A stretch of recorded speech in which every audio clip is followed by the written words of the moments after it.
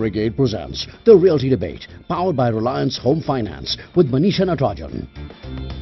We all know that India's residential real estate market is in a grip of a prolonged downturn or slowdown. Potential home buyers are refusing to return, leaving developers stranded with unsold inventory and stalled projects. Now, if a buyer does venture back, he or she is almost sure to go in for a ready apartment or a flat to eliminate all his risks. Now, this is not a pretty picture for an industry which financed the cost of construction from the money collected from the buyers at the launch of the project. Now, there's an additional worry. To complete stalled projects before the regulator is formed, that too needs money. And so, on today's Realty Debate, that's our first topic. How is India's real estate industry coping with the funding challenge? Welcome everyone, I'm Manisha Natarajan and my panel of experts today includes Gaurav Kumar, MD Capital Markets, CBRE India. Also with us, Nimesh Grover, Partner Real Estate IDFC Alternatives. Pankaj Bajaj, MD Eldeco Infrastructure Properties Limited, and from a Bangalore studio, Raj Menda, Corporate Chairman, RMZ Group. Sameer Jasuja, founder and MD of Prop Equity. Gentlemen, thank you very much for joining me today. I think I'm going to start at most home buyers believe that developers take their money and then misuse it. So I think if Pankaj, you can tell me what are the stages of how you fund your projects or the industry funds their residential projects would be, I think, setting the ground for my further questions. So traditionally in the heyday of the residential markets, which is the last 10 years, developers have been putting a down payment on the land and then launching a project and getting advances from customers. So basically they just fund the land and the construction part is funded by the customers. That in some cases has also got further compounded where the land itself is available on installments. Say in the case of Noida, where the developers had to put in only 10% of the money for the land, the balance was financed in a way by the Noida authority. Then you could launch a project and attract advances from customers and build the project on that. So basically it was a multiple and on top of that some developers or most of them actually were going for bank loans. So there was multiple layers of leverage in it. There was a layer from the Noida authority, there was a layer from the customers and another layer from the bankers, and the developer had some skin in the game. And now that the wheels have stopped turning, all these stakeholders are now clamoring for whose claim is superior than the others. So there is a problem. Whose claim is superior? I know the customer's claim is the last. Literally, that's what happens because banks will come in first. Gaurav, run us through what has happened between, let's say, 2014, 2013. Pankaj said that, okay, it was land which the developer financed, but the rest of it was either financed by banks or financed by the customer. How have things changed today? Because you keep hearing these fabulous headlines on how realty PE firms have made the most money and are doing the best, and how the deal sizes or the deal pie has grown tremendously. So, there's sufficient liquidity in the market, but the problem is that that liquidity is coming at a very high cost. And other than the fundamental issue of slow home sales, the biggest problem with developers or for developers is the cost or the efficiency in the capital that they raise. Most of it is short term, and in my opinion 3 to 5 years also is short term for a real estate project. It's at a very high cost. It's all on fixed coupons, and only the larger developers or the tier 1 players are able to attract efficient capital, and I think that adds to the woes of liquidity right now. So nothing's really changed in the last 2 or 3 years. The only exception is that Noida and Gurgaon are probably exceptions. Structurally we don't know when the markets are going to come back, but every city in India other than these 2 cities you do see home sales. So there is a lot of hope there for quicker recoveries as far as development firms are concerned. All right, Raj Menda, would you agree that there is a liquidity crisis, but it's not for all developers, it's not pan-India, it's limited to some markets and it's limited to some sorts of developers. The branded and the top developers are actually getting reasonable cost of finance. So I think that 2 parts. First, let me start from Bangalore, where most of the activity where my company also operates in. Well, the point I think is it's easy to understand because Bangalore has had the maximum amount of traction at one level, and the quality has always been superior. And thirdly and importantly, the developers have always been a lot more cautious in launching projects rapidly and unnecessarily, which has been a good strength for the city. And I think after from a 96 and a 2000 slowdown, the developers have learned not to rapidly launch projects and get themselves in a very tight corner.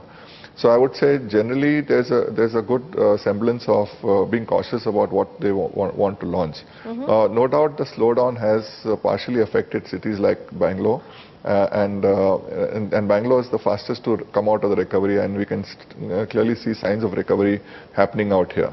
Okay. But having said that, other than selfishly talking about Bangalore, I think if I look at on an all India basis, the developers who are getting more serious and trying to complete their projects are taking funds from either money lenders or from PEs at very high interest rates of 21 to 24%. And if a large percentage of their working capital is taken from them, and if you don't churn it out quickly within a year or two, soon the developer's business will be the money lender's business very rapidly. So if you're not cautious about coming out of your projects in spite of taking this high cost money, you will lose the whole project to the financer, that is either PE fund or any other private money lender. The banks are not stepping forward, rightly so, because all these projects are already running late, and they're running beyond their time. So you've actually really put the finger on the big worry for tomorrow. You're saying that to complete stalled projects, and now because RERA actually applies to all projects which don't have a completion certificate, and especially if the projects are delayed, they're going to come into the purview of RERA. There is a lot of demand in the market for high cost financing to complete it. Nimesh Grover, do you see that? I mean, when you lend to projects which are or project financing, when to complete a project, is that risk taken into account? Could there be a mega default further down the line where developers, despite taking money on such high cost, are unable to actually complete the project? I think the key question really is, what is the money that you're lending being used for? It's not so much what is the cost of borrowing, but if the money that we are lending is used for completing the project, if that is going not to extinguish the developer's other liabilities, then it is a risk worth taking, because today the problem that you see is that the developers need a certain amount of capital to complete their project, to commence construction. If they don't commence construction, even what they've sold, they don't get paid for that, because it's a vicious cycle. So as long as the money is going into the project, then whether you do it in the form of equity or whether you do it in form of the loan, and the developer has enough skin in the game and can make profits even at this cost of borrowing, or the cost of equity, then it's something worth looking at. So for us, paramount is what is the end use of the funds, one. Secondly, how practical is the developer in accepting the reality that the markets have corrected from 2012, 13, 14. So whether it is in terms of specifications, whether it's in terms of pricing, the developer needs to, as you'd call it, wake up and smell the coffee, sell at today's rates, not be held to a certain value which is almost mythology in today's market. So here I'm looking at a situation where a developer has delayed a project, some amount of mismanagement has happened, I wouldn't even call it siphoning, and now he goes out and borrows at 24-25% to actually, let's say even 20-21% to actually complete the project. He's also, like Nimesh says, has to bring down the prices and make sure that he actually offers a product at a price that the market is willing to absorb. I mean, simple economics, if you had to do all of these things, it still looks like a very scary situation for me, not for the entire market, but for a large number of developers who are stuck. Manisha, you're absolutely right. You have to break down the projects into two different types really now. One is projects where most of the absorptions have happened. So the project is kind of got sold out, and the developer diverted funds from that project, and now today he needs to complete the project because he has to get the balance installments from the consumers who bought into the project. Now that is a place where you can even think of borrowing and completing the project, and today you see many articles in the paper as such where consumers are coming in, putting money in an escrow to try and complete the project because they know the developer just does not have the financial capability to complete it. completed. And these are projects that are at least 50% completed over and above that. The second type of projects are very, very scary. Now, even if funding is available to those kind of projects, the developers will be very shy of even borrowing, or there's a very high risk associated with it, because unfortunately what has happened is that the absorptions have really gone down by over 80% almost across India, give or take a few cities. And now even if you're looking to raise capital to complete to launch a project and then to effectively complete it, most of your dependence is assuming that the project will get sold out. Now, what if the project does not get sold out? Only 20% of the project gets sold out, and you've borrowed money to complete 100% of the project, then you are very badly stuck. But are these kind of projects getting funded, Gaurav? I mean, is it happening early stage financing where somebody is borrowing for 100% of the project? I don't think so.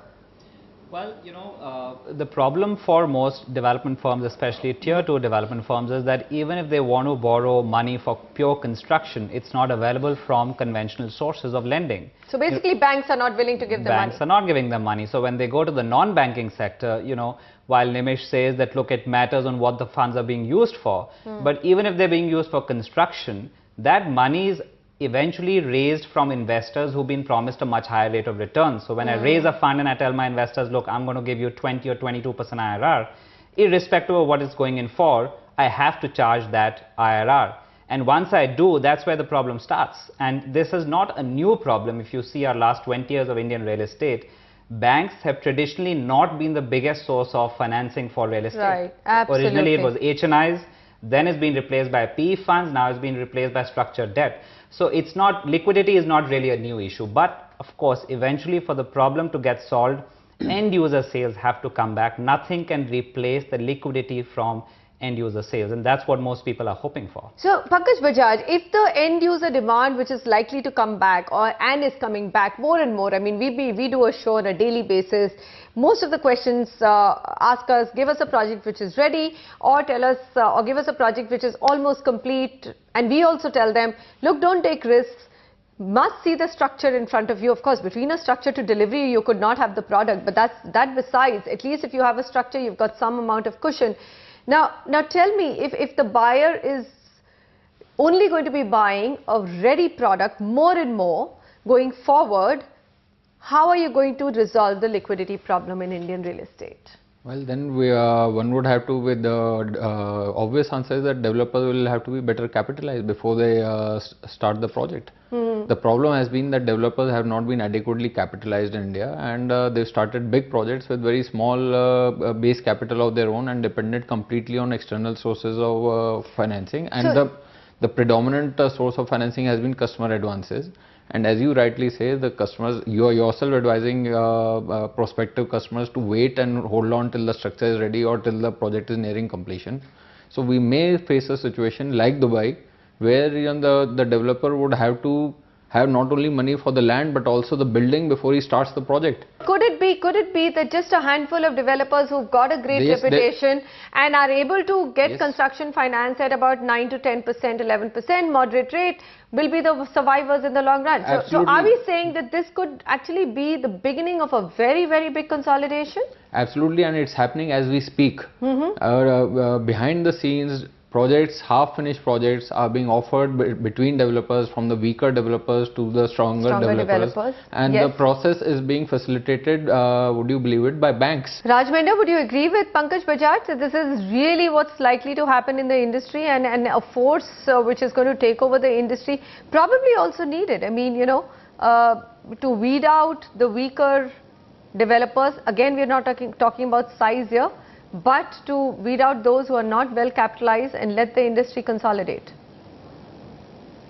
So the answer to this, I think, at least from my own organization standpoint, the whole of 2015, this year's, the projects that we have taken over have been taken over from other developers. So we just buy incomplete projects on the commercial side and are able to complete them on our own. And I find that all the balance projects that we are discussing on the table are also from developers. So what the earlier speakers have spoken about are factually correct. Now, in terms of takeover, yes, it is rather complicated to take over these incomplete projects, but luckily, from the projects that we are taking on the commercial side, there has not been any strata sale. All right, let's take a look at the debt in real estate. This is a CRISIL report before I go across to Nimesh Grover again. A debt of 30,000 crores staring at the face of India's top 25 real estate companies.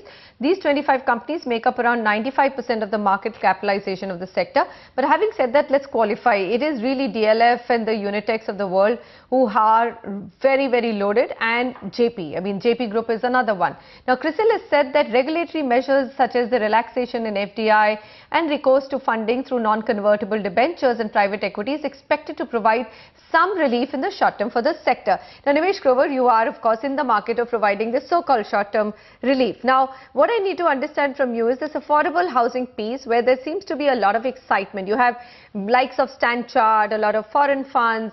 I mean, Shapurji Palanji has bagged huge amount of equity capital for affordable housing. How do you see that? I mean, is REITs and funds coming in for affordable housing, are those the ones which could probably help the liquidity of India's real estate? I think liquidity can, like I said, one is you need to put in more equity money into the projects. So whether that comes in, from funds like Shapurji, whether that comes in from developers like Mr. Minda being able to monetize their office assets in the form of a REIT, that is there. But like the biggest point I come back to regularly is that you have to be able to sell at what the market is able to bear. I mean, fund managers book losses on their portfolio. You have people who trade in commodities who book losses. Why are the real estate developers so scared to book losses, right? Because they just don't want to recognize it. Secondly, there are a lot of funds, a lot of banks who have this concept of minimum selling price because they want to kind of ensure that there are no cash transactions. Even this in turn creates an artificial crisis because the developer is again not able to sell in line with the market. So I think there are two parts to that. One is self-generation from the operations of the project, and second is from external sources of financing like funds, etc., where a fairly large sums of capital have been raised for the affordable housing segment, but the amount of capital that is really needed is exponentially higher than what is currently available in the market. Pankaj, coming back to you, I mean, again, if you look at it, right now we've got a governor who's not going to just listen to the industry demands and say, okay, I'm going to cut rates. Your rates are likely to continue, looking at the inflationary environment, likely to continue to remain in the current range. Banks are not happy to refinance. Cost of capital will remain high for a lot of players. So sum it all up and tell us, like, going forward, what is your prognosis? The RERA is going to, as Raj said, the RERA is going to curtail future launches. That's going to curtail supply. Demand is going to come back because there's a crisis of credibility which is there right now. Buyers do not know whether if they book a project, whether it will get completed or not. So some kind of consolidation, a trend towards consolidation is happening, which is going to bring back credibility in the market. And the third is that the developers will have to, as somebody said, wake up and smell the coffee, cut their prices and make it more realistic. A combination of these three things: consolidation, curtailment of inventory, and cutting of prices, which will trigger a regeneration of demand. I think this will help in resolving this whole problem in the next 2-3 years. So whenever we do a show, it's, when we talk about financing, I think this question comes up that prices should be moderated, and whether it's a developer or even a bank allowing them to take a haircut, this should be allowed and this should happen. But in reality, Gaurav, I mean, who'll be the first one willing to take a haircut? I mean, probably launches have happened at a little bit more modest rates than before, but hardly have the prices come down dramatically in any of the cities across India. I don't think price reduction is a very straightforward aspect in India for projects that are already up and running. How do you reduce prices? For a developer to reduce prices, all the existing buyers will be up against arms. True. For a new project, if you actually talk about a price reduction, they're still sustaining land acquisition at 20 or 25% IRRs. No industry in the world, including India, can sustain itself on a 20 or 25% cost of capital. So ultimately, there's not enough cream in the cake for everyone to actually bite into. So it has to be a give and take for everyone, not just the developers or a price reduction, but also lenders and equity investors. The second is consolidation in existing residential projects is also not very easy. You know, I'm sure Mr. Menda would love to step into a commercial project, which is a B2B, but to step into a project where there are existing liabilities to customers, you don't know what kind of contracts have been signed. And, you know, let's face it, every city will have only 4 or 5 players who you can go to with a project that needs consolidation. All right, Nimish, you wanted to make a point, then I'll just take a last concluding comment from Sameer. Yeah, just one point, you know, the same developer, when he's building a commercial building, does a grade A building like Mr. Menda does, absolutely international quality, borrowing from banks, and then, you know, makes money later renting it out, etc. But that mindset typically is not extended to residential by the same developer. Why?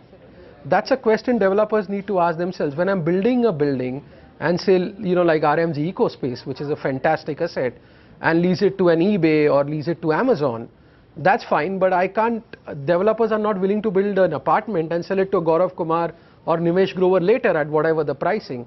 I think this is a mindset change that needs to come, because you have to realize you can't take the consumers for granted anymore. The way you cannot take a US multinational for granted, I think you can't take an individual consumer also for granted anymore. I think that's the key change developers need to get in their head. Absolutely, Nimesh. And I think the market has forced them. We're going to probably, Sabir, I mean, one last question which a lot of developers have constantly raised the point, but surprisingly today nobody said it, is why are banks not willing to finance land? Now, do you see some merit in at least banks to begin to start financing land, or do you think that's fraught with such high risks that the developer will have even lesser skin in the game and therefore probably not a good idea at all? Manisha, I think that this needs to be looked at on a case-to-case basis, but broadly 80% no in 20% of the areas. For example, if you look at prime land in Bandra, in Mumbai, for example, or prime locations, the bank could look at it on a case-to-case basis, and the banks will be very safe in that regard, because 9 out of 10 times, because of the demand-supply dynamics of that region, you will easily witness good amount of sales over there, and the banks will be able to make a good profit as well as the developer. But 80% of the areas where land has really now become a commodity, really, I would say, where new master plans have come in and there is excess land, definitely not over there, because the banks will get badly stuck over there. Today in real estate, clearly the demand supply dynamics are ruling the future of the market, which was not the case earlier, because there was far more demand and far less supply in the last 50 years or 60 years of the real estate industry in India. But today the dynamics have completely changed. All right, gentlemen, I'm going to conclude on that note, but what the takeaway here is that really now everybody, or the industry is now has been forced to look at the end customer when it comes to residential real estate, and whatever happens, this is all good. I mean, the shakeout, the consolidation, and probably some projects may not get completed, but most in some way or the other will get the financing and will get wrapped out. Nimesh, Gaurav, Raj Menda, Pankaj Bajaj, and Sameer Jasuja. Thank you, gentlemen, for joining me. Raj Menda continues on the other side when we talk about retail assets in India, which now make for a very viable product in a REIT portfolio. Remember, there's a lot of excitement around real estate investment trusts, which are at least hoping, one is hoping that they will bring a lot of liquidity to the commercial real estate, and then armed with that liquidity, even the residential markets should see some fillip. We return on that debate and we'll shift attention to the state of business for malls and retail spaces in India. So stay with us.